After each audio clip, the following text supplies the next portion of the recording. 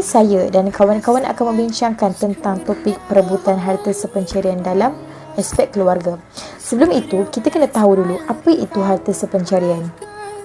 Pada dasarnya, harta sepencerian tidak dibincangkan khusus oleh para ulama.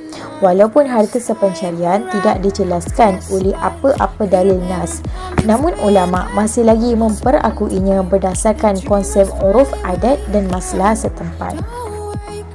Okey, apa itu harta sepencerian? Harta sepencerian adalah harta yang boleh diperolehi secara bersama oleh suami isteri semasa perkahwinan mengikut syarat-syarat yang ditentukan oleh hukum syarak.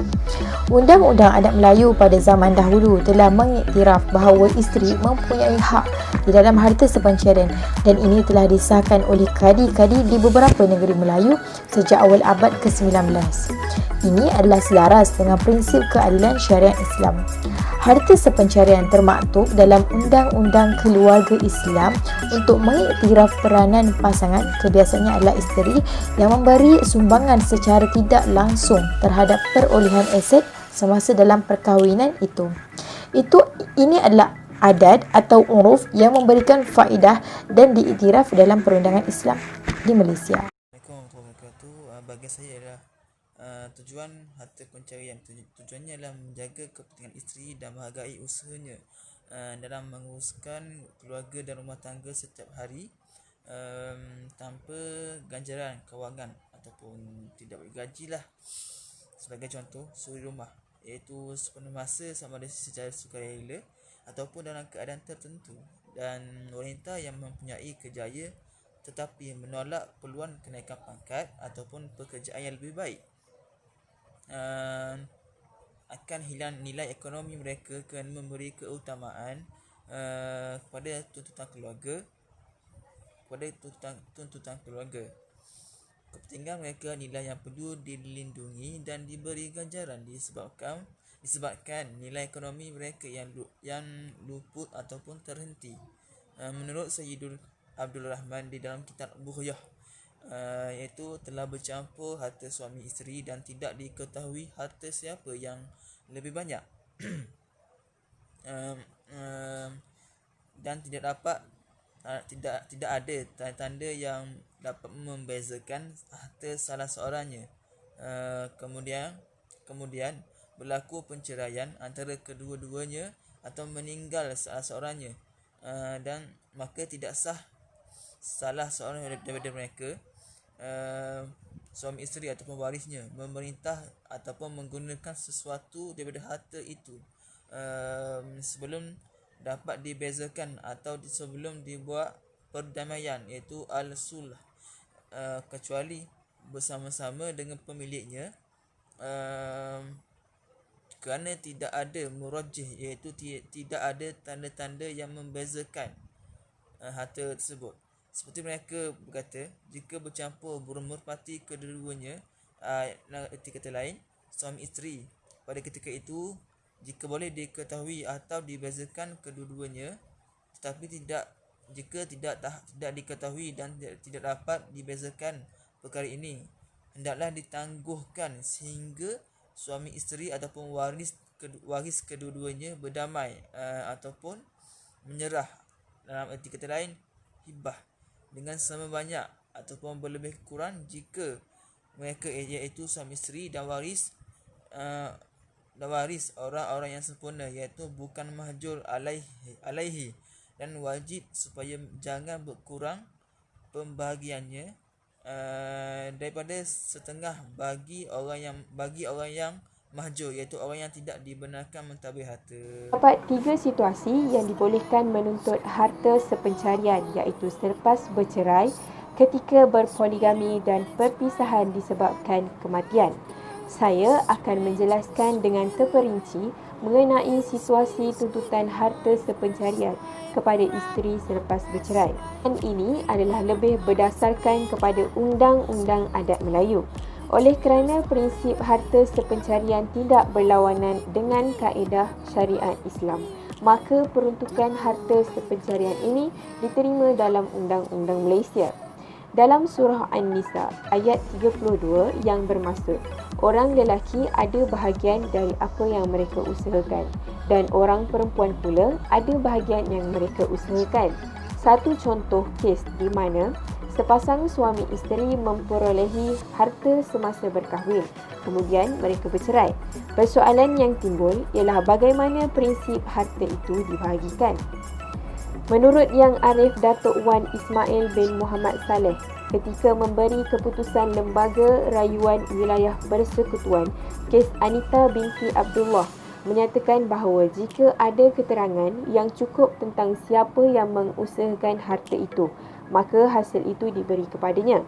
Namun, jika tidak ada keterangan yang cukup di atas usaha masing-masing, mereka ini dikehendaki untuk bersumpah. Apabila bersumpah, kedua-dua pihak iaitu suami dan isteri akan dibahagikan harta sama banyak. Jika keduanya enggan untuk bersumpah, maka harta itu akan dibahagikan kepada sama banyak juga. Namun, jika salah seorang enggan bersumpah, maka harta itu akan diberikan kepada yang bersumpah sahaja. Dan syarat ketiga adalah jika salah seorang atau keduanya telah mati, maka hukum bersumpah itu dipertanggungjawabkan ke atas waris mati sekiranya waris itu menuntut. Jika berlaku adat kebiasaan bahawa salah seorang daripada suami atau isteri itu berusaha lebih dari yang lain, maka persetujuan pembahagian mengikut kebiasaan itu. Menurut Kadi Besar Pulau Pinang Yang Arif Haji Harusani bin Haji Zakaria ketika memutuskan kes Nur Fatimah mengenai harta sepencarian, harta sepencarian diluluskan oleh syarak atas dasar hikmat dan perkongsian hidup. Isteri mengurus dan mengawal rumah tangga ketika suami keluar mencari nafkah. Ini bermakna seorang suri rumah tangga berhak menurut harta sepencarian oleh suaminya. Baiklah, yang seterusnya ialah pembahagian harta sepencarian poligami.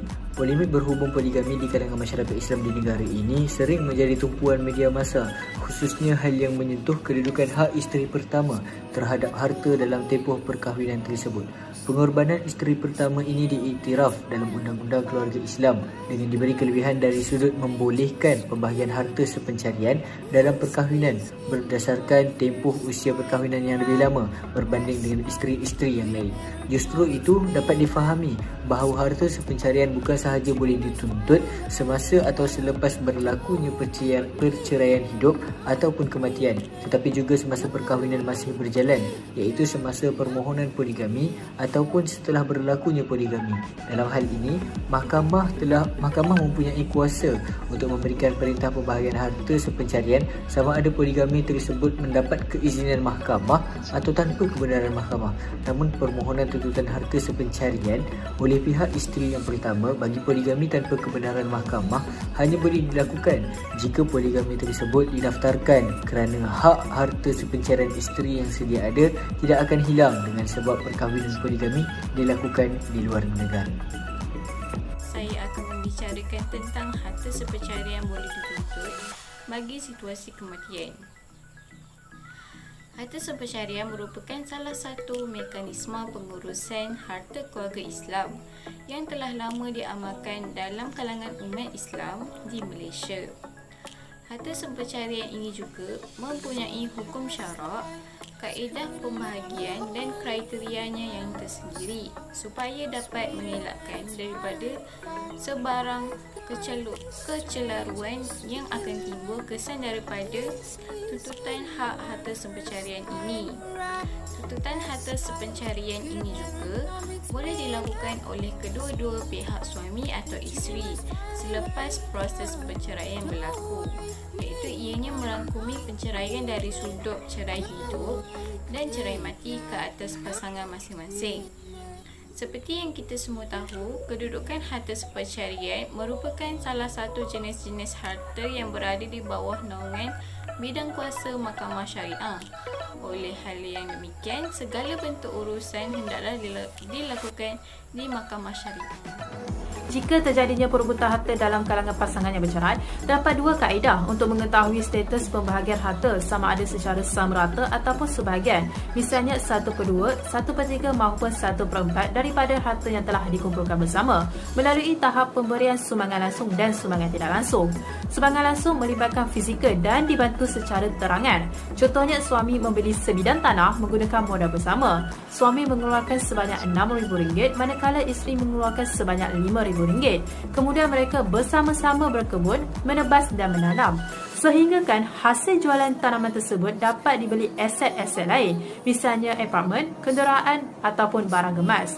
Jadi apabila bercerai, aset-aset ini merupakan harta sepencarian sebab diperolehi dibeli sewaktu dalam perkahwinan dan nilai pembahagian adalah secara sama rata, iaitu suami sebanyak 50% dan isteri sebanyak 50% daripada nilai harta tersebut. Sumbangan tidak langsung mungkin ramai yang tidak tahu dan mengakibatkan perebutan harta sebab suami mengatakan isteri tidak membantu apa-apa dalam pemberian harta, terutamanya isteri yang menjadi suri rumah sepenuh masa. Sedangkan isteri membantu dari segi emosi.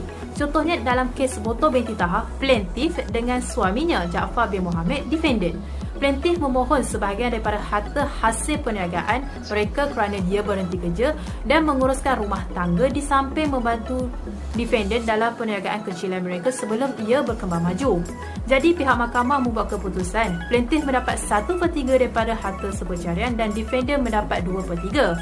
Di sini kita dapat lihat dari segi emosi, isteri menjadi pembakar semangat kepada suami dengan memberi sokongan selain daripada mengurus rumah tangga dengan baik sehingga institusi kekeluargaan menjadi harmonis. Secara tidak langsung memberikan ketenangan mental kepada suami untuk memfokuskan diri kepada pekerjaannya sehingga berjaya. Ringkasnya, semua aset ataupun harta yang dibeli sewaktu perkahwinan merupakan harta sepencarian, tetapi pembahagiannya adalah berdasarkan takat sumbangan yang diberikan oleh suami maupun isteri.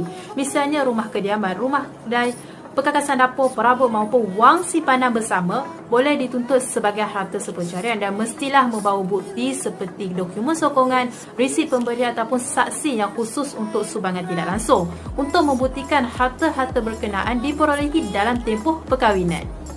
Bukan semua jenis harta tergolong dalam harta sepencarian yang boleh dituntut oleh suami atau isteri.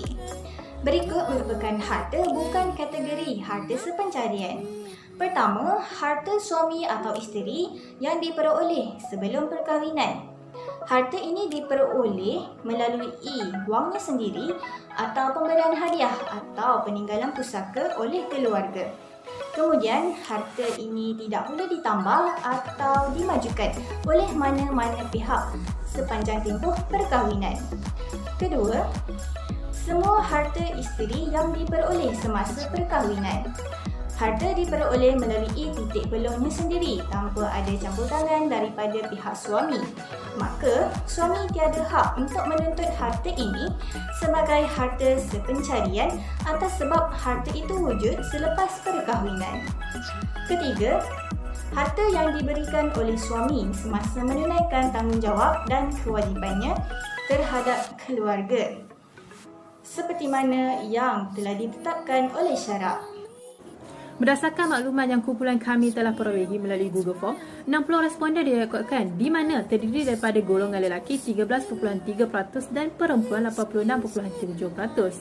Majoriti yang menjawab maklumat ini berstatus bujang 98.3% berbanding berkahwin 1.7%. Jadi secara keseluruhan berdasarkan 11 soalan yang telah mereka jawab, kami mendapati kebanyakan responden mengetahui bahawa harta sepencarian adalah salah satu isu yang sering terjadi di Malaysia.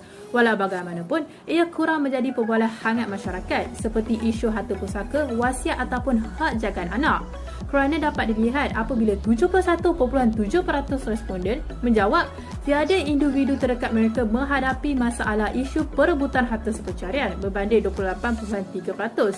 Tapi perlu diingatkan bahawa data peratusan yang kami perolehi hanyalah melibatkan 60 responden sahaja. Seterusnya, 80% menjawab ya, harta sepencarian adalah isu yang selalu berlaku dan ia adalah isu besar sebanyak 61.7% responden.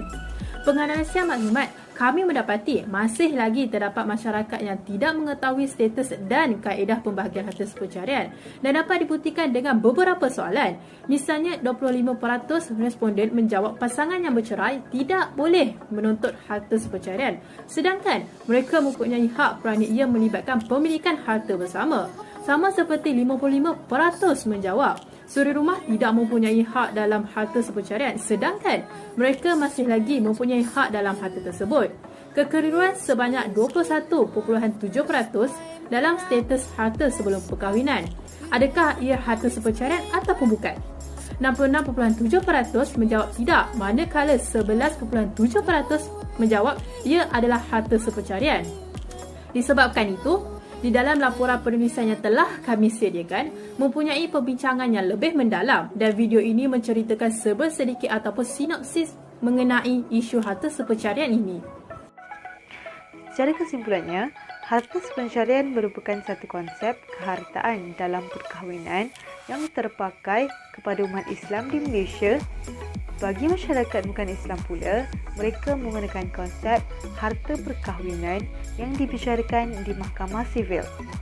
Meskipun terdapat sedikit perbezaan, namun beberapa konsep seperti konsep sumbangan dalam pemilikan harta tersebut tetap terpakai di dalam kedua-dua konsep kehartaan ini.